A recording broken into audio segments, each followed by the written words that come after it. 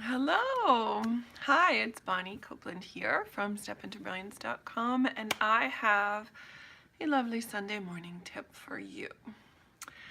So recently, I was asked a very interesting question. I was actually having a day and expressed that, expressed that to a friend of mine.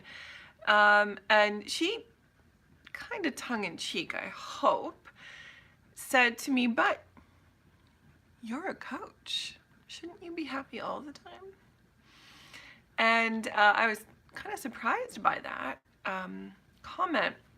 But then I realized I expect a lot of people do think that. And no, not at all. In fact, I think the more aware you get of what's going on around you and other people, the more empathy you develop, the more self-awareness you develop, I think your emotions are more extreme in some ways. The difference is how you handle it. So Viktor Frankl, the author, incredible author, but he has a quote, and I might be paraphrasing this a little bit, where he says, between a stimulus and a response, there's a space. And it's within that space we have choice. And it's that choice that determines our suffering in life. So people often say, well, like, life happens to me. It's not my fault. There's nothing I can do about it. What am I supposed to do? The car breaks, the kids keep me up all night, I have a fight with my spouse, my boss is a jerk, blah, blah, blah, blah, blah. Whatever it is, what am I supposed to do about that? It's not my fault. There's nothing, I can't control those things. Absolutely true. You can't. But what you can control is your amount of suffering.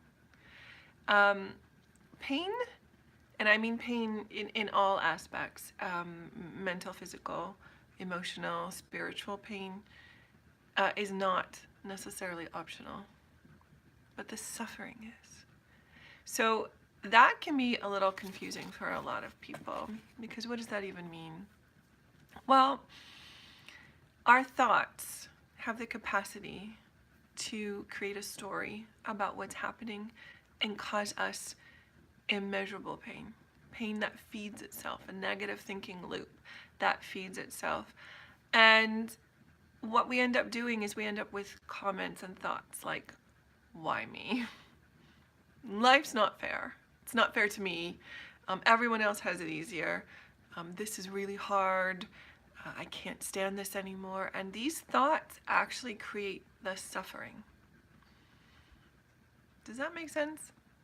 So what I would say to you is you've got to catch those thoughts and catch them before they start looping around and getting deeper and feeding the story. We've got to stop feeding the story.